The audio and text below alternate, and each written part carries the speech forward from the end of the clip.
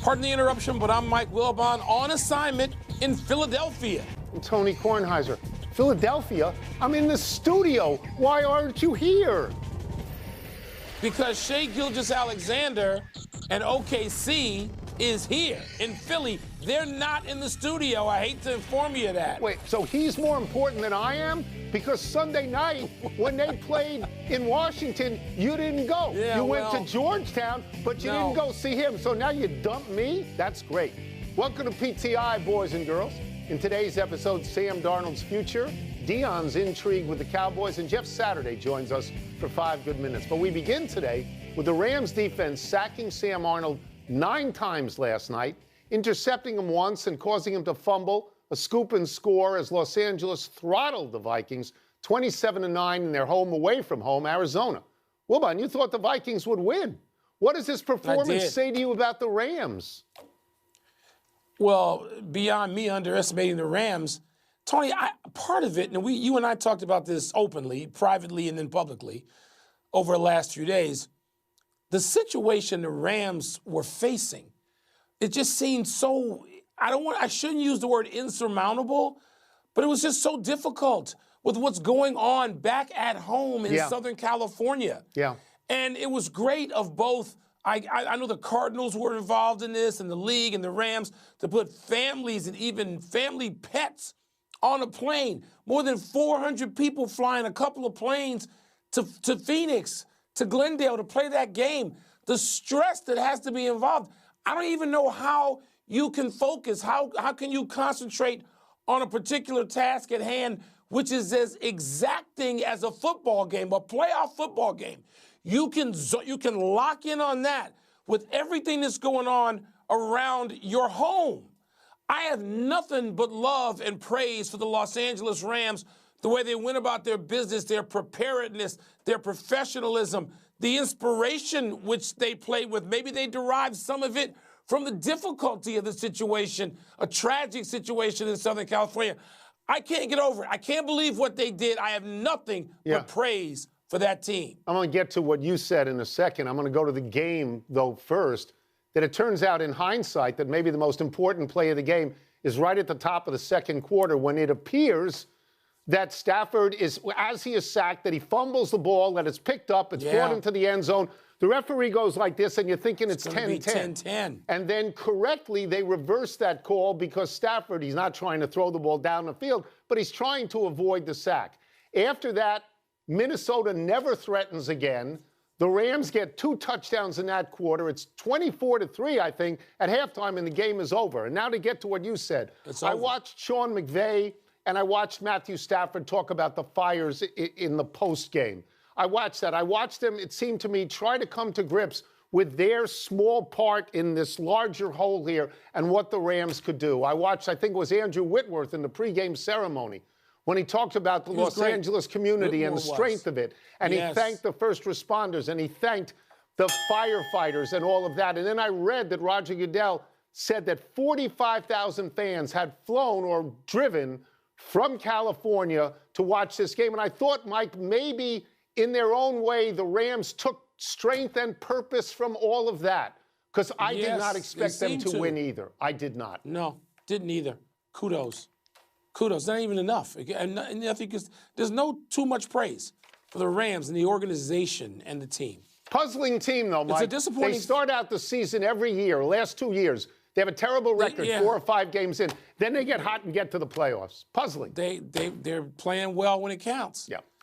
It's a disappointing finish, however, to a surprising season for the Vikings. After losing rookie quarterback J.J. McCarthy in the preseason to a serious injury, Sam Darnold stepped in from oblivion and led the team to the brink of the NFC's #1 seed. But, Tony, where do losses in successive weeks to the Lions and now the Rams leave Darnold and the Vikings? Yeah, so the convenient narrative here is to say that Sam Darnold reverted to being Sam Darnold. But just because it's convenient doesn't mean that it's not accurate. In the last 2 games that they've had with stuff on the line, the #1 seed in the NFC when they played Detroit, and this is a playoff game against the Rams, Sam Darnold wasn't very good. That offense only managed 9 points in each of those games. So, Mike, I think he cost himself a lot of money. I'm not sure someone is going to come through with a big long-term contract now. When they were 14-2, the team was carrying him around on their shoulders. They were touting him for MVP, and at that point, when they're going for the #1 seed, he has 37 touchdown passes and 11 interceptions, which is good. In the last 2 games, he's been sacked 11 times. He's got only 1 touchdown pass, 1 interception. He lost a fumble, which led directly to a touchdown. He sort of, yesterday, I thought he looked lost out there. You know, I mean, he really did. And I remember when he said when he was with the Jets, you know, that he saw ghosts. And I thought, to a degree, last night was the ghost of Darnold past. Tony, I totally agree with you. I'm going to take it further. Darnold looked lost, but so did his coach, who's a terrific coach.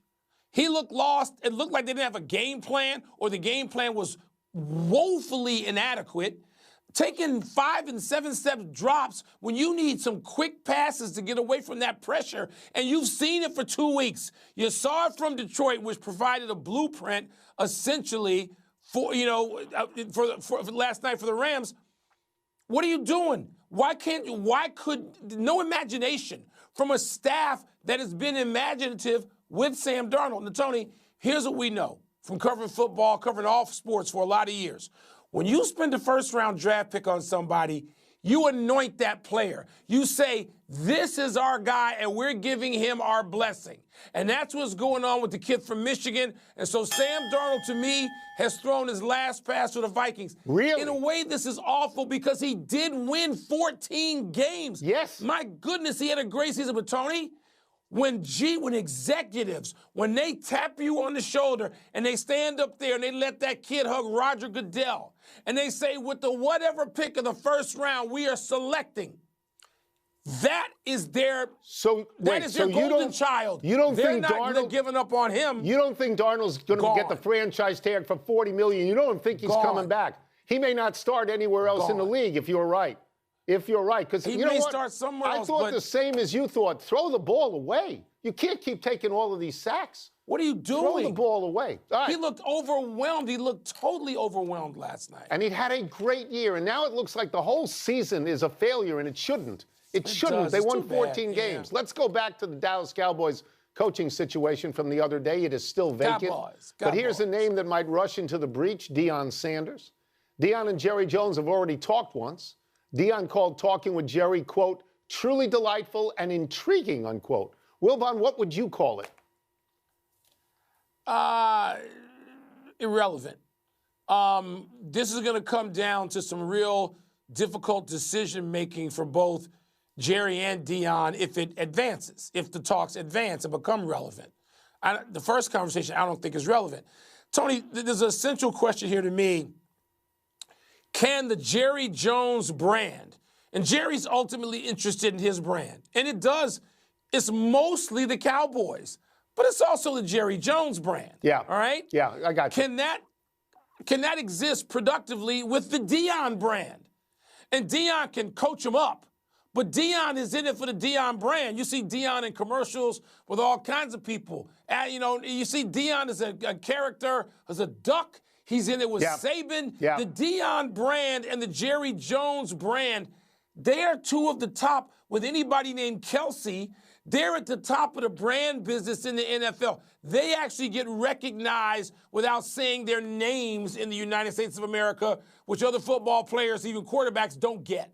Yeah. So I don't know, until we know whether that can be reconciled, I don't know what to think of it. It's intriguing. I mean, it would just blow up the airwaves. We talked about this yesterday, but I don't know if it works. I don't know if it makes sense, and I wonder if either one of the two of them, mostly Deion, would say, Jerry, I love you, but we're not going to go there. I'm going to track over a lot of what you're saying. My first impression was that this was a pipe dream, that it won't happen, that it can't happen, because Jerry Jones is not going to hire anybody more famous than he is. And Deion Sanders is calling attention to himself every day. Yeah, he's in that commercial with the duck, the Aflac commercial. He also, on the sidelines, coaching Colorado, wears a sweatshirt with his own name on it, Coach Prime. He is an actor, he is a character, and I say that with all due respect because I love him. But then I began to think, well, you know what? Why not? Jerry's 82 years old. He wants to win one more time with the Cowboys. He knows that the people he's hired recently don't have the spark that DEION has. He was there with DEION. DEION played on that team. DEION won a Super Bowl with that team. So maybe Jerry says this: I can share the spotlight with DEION because the spotlight's going to be bigger than it's ever been. Because the Cowboys brand is going to be bigger than it's ever been. I'll tell you this, Mike, and I'll get out of here. The biggest coaching news in the last 4 or 5 years is Bill Belichick going to North Carolina. If DEION went to Dallas, that would be bigger. Let's take a break. Still to come, could the Ravens succeed with direct snaps against the Bills? We're going to ask Jeff Saturday. We'll also ask him how he would feel about the Commanders' chances against the Lions if he was blocking for Jaden Daniels. Tone, I don't know if it can exist. It's just too big. Nothing's just too much. Nothing's too big for Jerry. Nothing's too big for DEION. Come on. Let's take our first look at this weekend's divisional playoff games with our great friend, ESPN NFL analyst Jeff Saturday. Let's start with this. The Eagles beat the Rams 37-20. That's a beatdown earlier this season. But do the Rams look like a different team to you now, Jeff? Yeah, they absolutely look different. And to your point, 200. I think Saquon had 255 yards rushing. I think 300 yards of scrimmage. Even A.J. Brown had over 100 yards. So they got after him pretty good. But I would say when you look at the Rams, that young defensive line has continued to mature throughout the season. Obviously, putting an exclamation point on what they did to Minnesota Vikings this past weekend. So as you're looking at them, they are definitely a different team. But I'll say this. Philly is getting better as well. I know people have been very critical of the way they played in the playoff. Make no mistake, it's still one of the most physical teams in the NFC. Their game plan ain't changing. It's going to be an onslaught of physicality this weekend. Let's talk more about onslaught of physicality by changing the topic to the Ravens, who are just trashing people with their running game, whether it was 299 against the Steelers, 271 earlier against Buffalo. Jeff, I know how this excited you. I could hear it in your voice in the subsequent morning, seeing a running game just mash people. Can the Ravens do this again in Buffalo?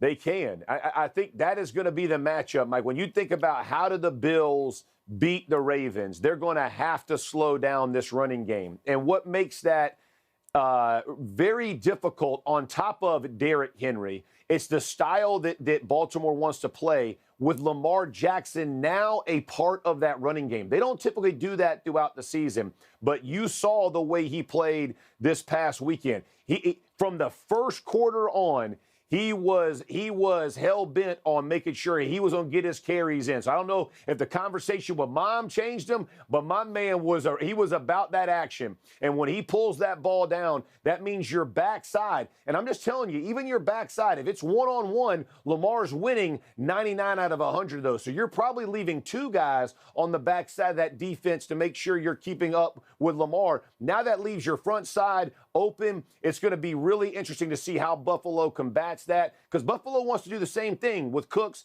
and Allen. It's just a matter of who executes better. I am fired. This one right here, it doesn't get any better than this. This is going to be excellent football. They like big tight ends. They like extra offensive linemen and fullbacks who might as well be offensive linemen. Hey, my plate is full, baby. My cup runneth over for this weekend. I am ready. I'm excited about that as well. This sounds like jumbo packages that the old Washington teams used to talk about. Speaking of Washington, Jeff, if you're blocking for the Commanders for Jaden Daniels, how do you deal with what Detroit is doing and the pressure that they are able to put on people, even with the injuries they've been able to do it? Yeah, it's been pretty remarkable. You think about Aaron Glenn and what he's been saddled with and the way that he's adjusted and continues to make adjustments. It's been pretty incredible. The buy-in from the players, the way that Dan Campbell has gotten these guys together, it's fun to watch.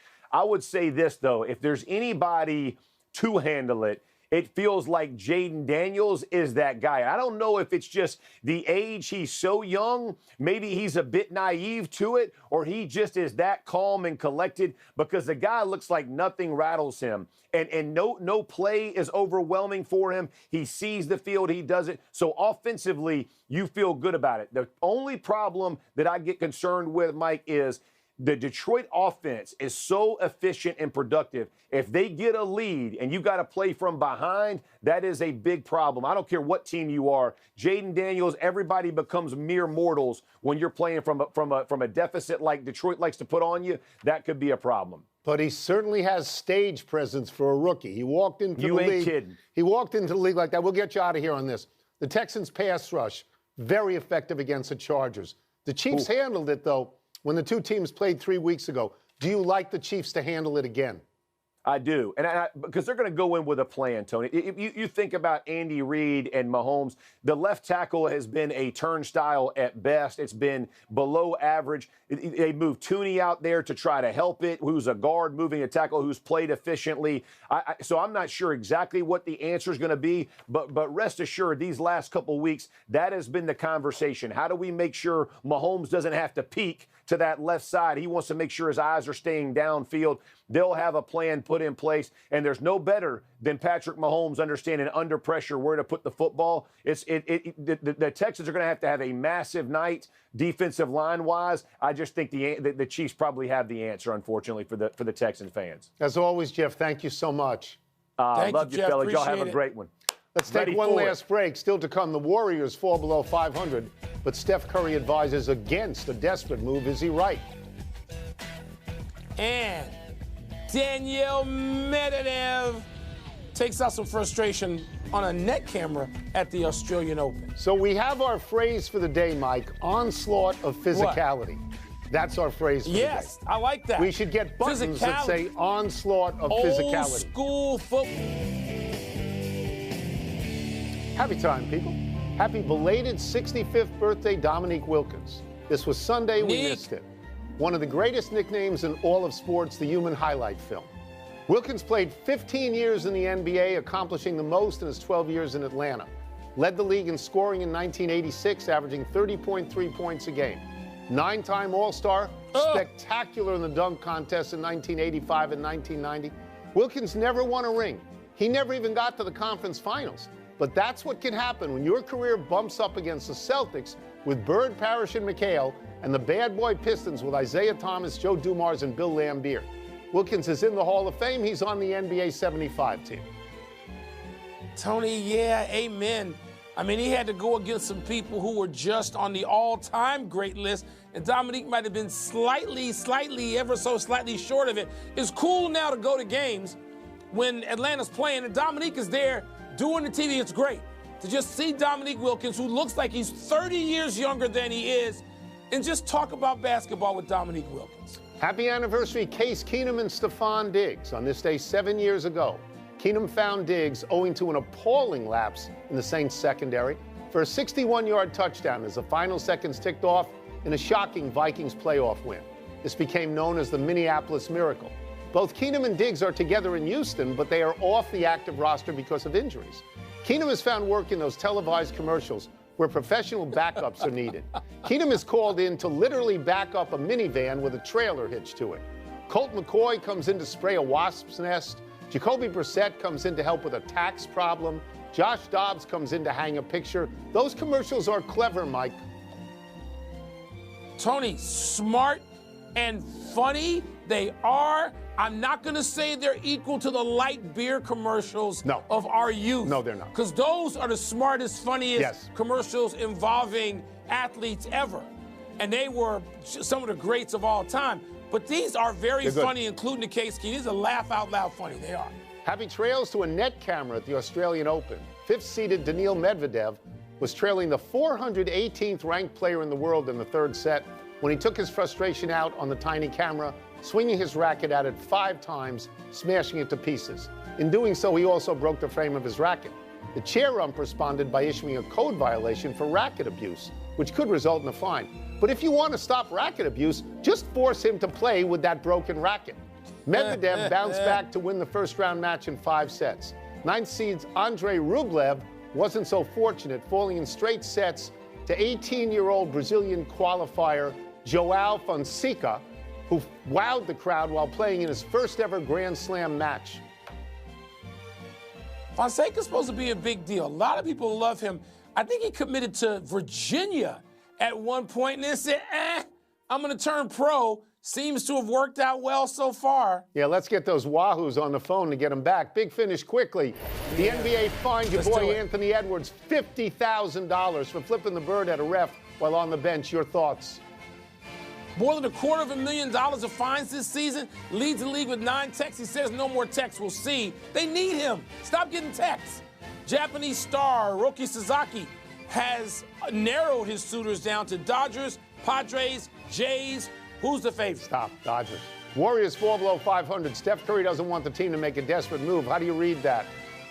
I'm not reading anything. Trade for LeBron. Just do it. Just trade for LeBron. The Lakers are going nowhere. The Warriors are going nowhere. Steph, LeBron. We're going nowhere if you don't get on with the question. I just told you what to do. 3 double-ranked SEC matchups tonight in college hoops. Who you got? Yeah, I got Alabama, I got Kentucky, I got Auburn. Cavs at Pacers. Now, like Pacers to win again? Nah, Cavs rebound in Indy. Really? So they split home and home? Yeah. On the road, rather. Out of time. Try and do better the next time. I'm Tony Kornheiser in studio. I'm Mike Wilbon. Same time tomorrow, Knuckleheads. You can get us wherever you feel like getting.